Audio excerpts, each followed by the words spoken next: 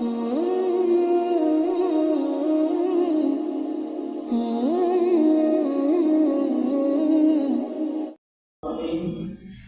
ایھا الذین آمنوا قوا انفسکم واہلیکم نارا وقودها الناس والحجارة علیہا ملائکۃ غلاظ شداد لا یعصون اللہ ما امرهم ویفعلون ما یؤمرون۔ صدق اللہ العظیم۔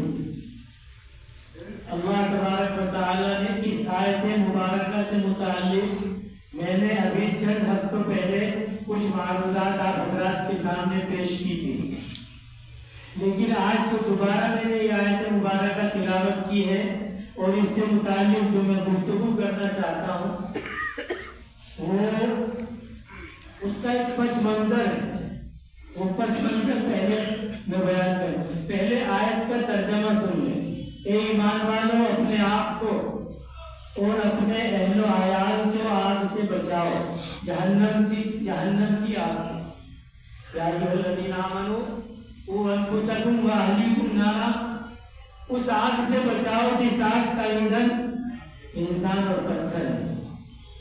وقودها الناس والحجارة، اللہ تبارک و تعالیٰ نے اپنے ایمان والے بندوں کو مخاطب کر کے کہا کہ اس آگ سے اپنے آپ کو بھی بچاؤ اور اپنے اہل و عیال کو بھی بچاؤ۔ تھوڑا سا پس منظر بیان کر دوں کہ میں نے دوبارہ چند ہی ہفتوں کے بعد اس آیت کو کیوں چنا، پھر اسی کے متعلق میں کیوں گفتگو کرنا چاہتا ہوں۔ ابھی پچھلے ہفتے 14 تاریخ فروری کی 14 تاریخ ہے نا، 14 تاریخ میں ابھی نیا کام شروع ہوا ہے ویلنٹائن ڈے کے نام سے۔ یہ ویلنٹائن ڈے کیا ہے اس کی تاریخ میں مجھے نہیں جانا ہے، لیکن ویلنٹائن ڈے کے نام پر ایک بے حیائی شروع ہوئی ہے جس میں نوجوان بچے اور بچیاں آپس میں ملاقات کرتے ہیں، ملتے ہیں، اظہار محبت کرتے ہیں، آزادی ہوتی ہے ایک دوسرے کو۔ مجھے ویلنٹائن ڈے کی ایڈورٹائز کرنا مقصود نہیں ہے، تھوڑا سا تعارف جب تک ہمارے ذہنوں میں نہیں رہے گا، جب تک کہ لوگ پس منظر کو آپ کے دلوں میں نہیں اٹھا سکتے۔ تو اس ویلنٹائن ڈے میں یہ سب کچھ بے حیائیاں ہوتی ہیں۔ جو پہلے سے اظہار محبت کر چکے ہوتے ہیں وہ تھوڑا سا اور آگے بڑھتے ہیں، ان کی ملاقاتوں کی تاریخ طے ہوتی ہے۔ آج کا دن ہے، ملاقات ہونی چاہیے۔ ایک ہوٹل ہے اویو کے نام سے، ہے نا، OYO ہے نا، اس کی بہت ساری شہریں پورے ہندوستان میں، شاید پوری دنیا کے اندر ہے، لیکن پورے ہندوستان میں تو ہر جگہ ہے، ہر شہر کے اندر ہے، اور دلی میں تو بہت ساری۔ تو واٹس ایپ گروپ ہے وفاق علماء کا ہمارا، اس میں ایک صاحب کے ایک دوست ہیں جو مینیجر ہیں اویو ہوٹل کے۔ ان مینیجر صاحب نے اپنے دوست کو بتلایا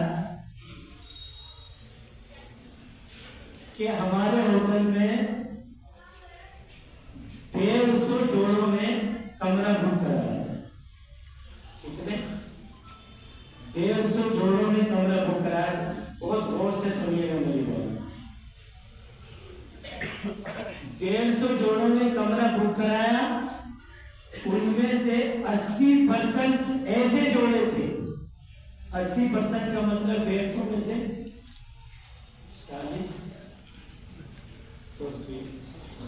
110 جوڑے ہوئے، نہیں 120 120 جوڑے ہوئے۔ 150 میں سے 120 جوڑے ایسے تھے جن میں لڑکیاں مسلمان تھی اور لڑکے غیر مسلم تھے۔ کیا تھا؟ لڑکیاں مسلمان تھی اور لڑکے غیر مسلم تھے، اور یہ ایک ہوٹل کی رپورٹ ہے۔ یہ بھی ایک دوستانہ میں انہوں نے ان کے سامنے تذکرہ کر دیا، تو بات سامنے آ گئی۔ تو معاشرہ ہمارا کہاں پہنچ چکا ہے، یہ ہے وہ زخم جسے میں آپ حضرات کے سامنے رکھنا چاہتا ہوں۔ 150 جوڑوں میں سے 120 जोड़े ऐसे हैं जिनमें लड़का गैर मुस्लिम है, लड़की मुसलमान है। ये सब हमारी बहनें हैं, ये सब हमारी बहन बेटियां हैं। ये सब जो गैर मुस्लिमों के साथ होटल में कमरे बुक करा रहे हैं। या अय्युहल्लज़ीना आमनू क़ू अनफुसकुम व अहलीकुम नारा, अपने आप को भी जहन्नम की आग से बचाओ और अपने अहल व अयाल को भी जहन्नम की आग से बचाओ। अपने आप को बचाओ अल्लाह की और अल्लाह के रसूल सल्लल्लाहु अलैहि वसल्लम की इताअत करके, और अपने अहल व अयाल को बचाओ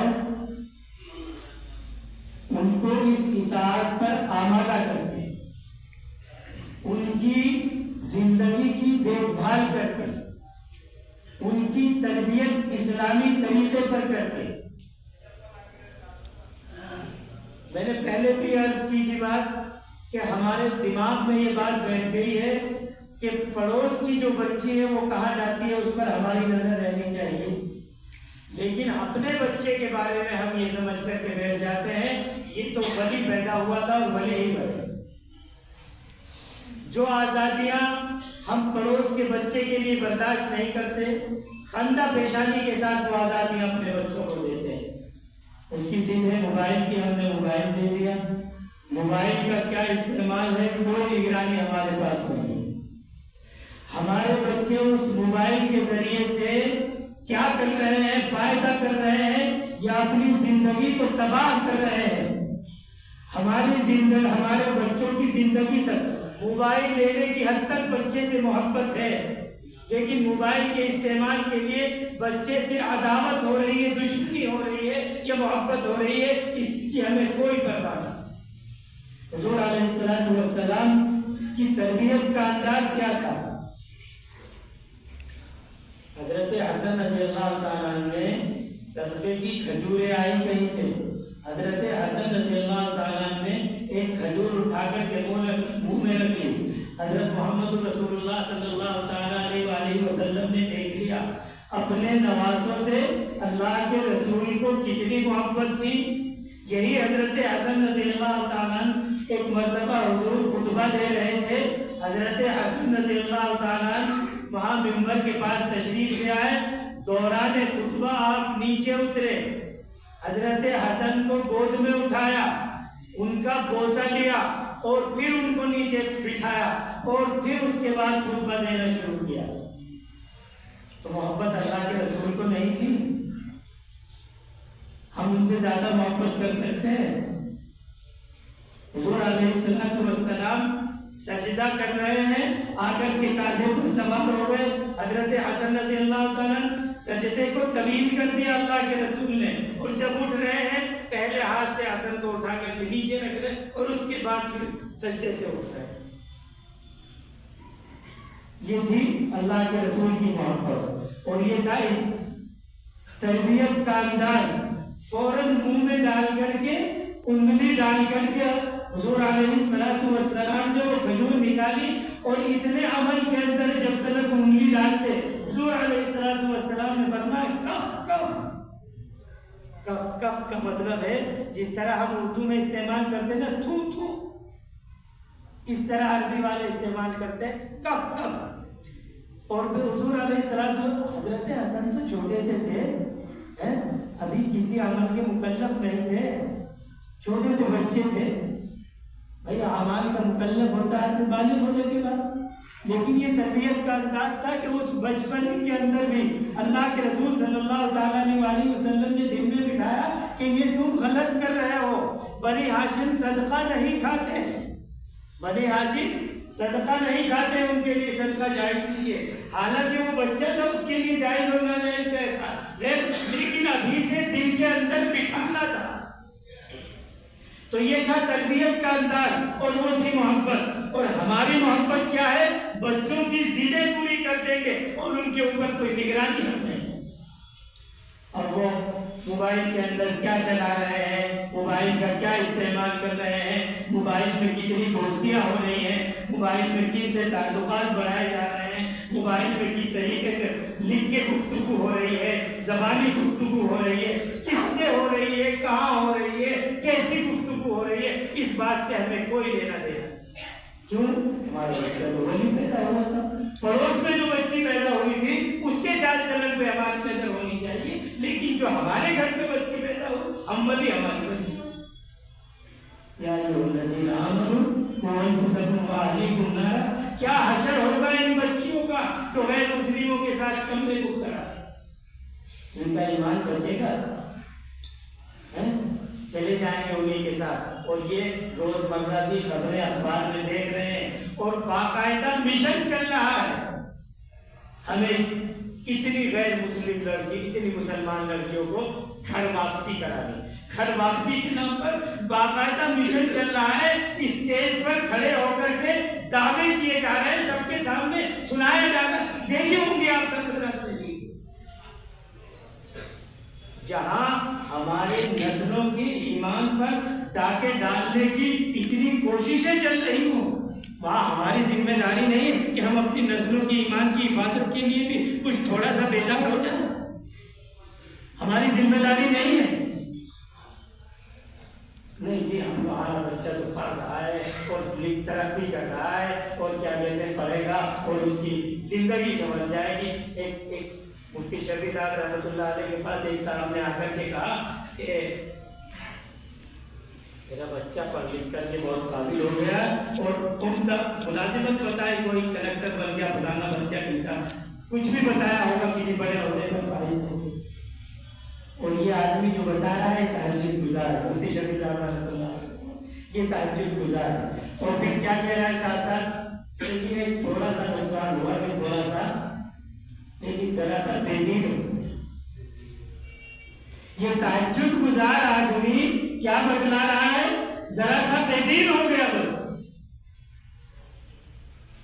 یہ ایسا ہی ہے جیسے کسی مردہ آدمی کو ڈاکٹر کے پاس لے جائے اپنی تسلی کے لیے، اور وہ اس کی نبض دیکھ کر کے ہم سے یہ کہہ دے کہ بھائی باقی تو سب کچھ ٹھیک ہے، ہاتھ بھی ٹھیک ہے، پیر بھی ٹھیک ہے، سر بھی ٹھیک ہے، پورا جسم پر کوئی خراش بھی نہیں ہے، لیکن ذرا سی جان نکل گئی، ذرا سی جان نکل گئی، تو اس بات کو اگر ڈاکٹر یہ کہے بس ذرا سی جان نکلی تو اسے ہم کیا کہیں گے؟ پاگل ہو گیا، بچا کیا ہے اس میں بھی؟ لیکن اپنے بچے کو تہجد گزار آدمی یہ کہہ رہا ہے میں نے اتنا قابل بنا دیا کہ اعلیٰ عہدے پر فائز ہو گیا، لیکن ذرا سا بے دین ہو گیا۔ یہ بے دین نہیں ہوا، اس کی ذرا سی جان نکل گئی۔ اب کیا بچا اس میں جب بے دین ہو گیا؟ کس فائدے کا ہوگا؟ یہ جو سارا کا سارا اس کا یہ کیا کہتے ہیں عہدہ ہے، منصب ہے، تعلیم ہے، یہ کس فائدے کی ہے؟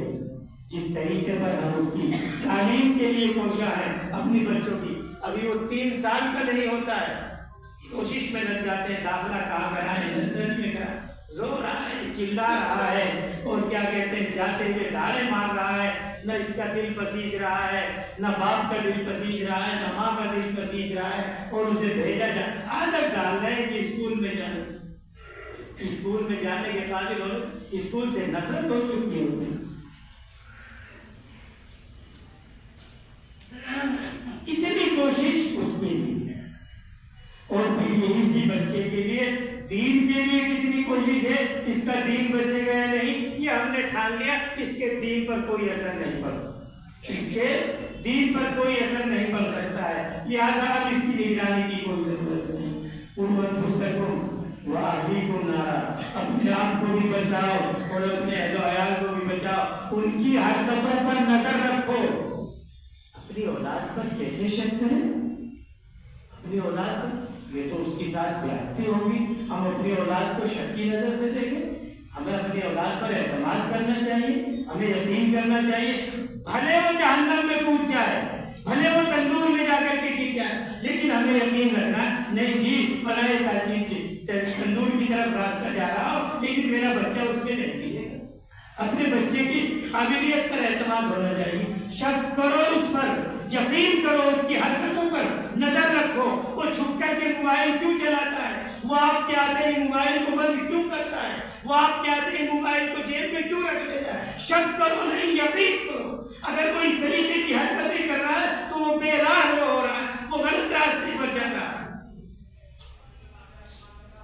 ان کے موبائل کے استعمال پر، ان کی کالج کی تعلیم کے اوپر، ان کے آنے جانے کے راستے کے اوپر ان کی نگرانی رکھو۔ وہ ٹیوشن جا رہے ہیں تو وہاں کس قسم کا ماحول ہے اس ماحول پہ نظر رکھو۔ اگر کالج کا ماحول، اسکول کا ماحول، آپ کے ٹیوشن کا ماحول، آنے جانے کا ماحول اگر ہمارے بچوں کے دین پر اثر انداز ہوتا ہے تو لعنت ہے اس تعلیم پر اور اس ترقی پر، چھوڑ دو۔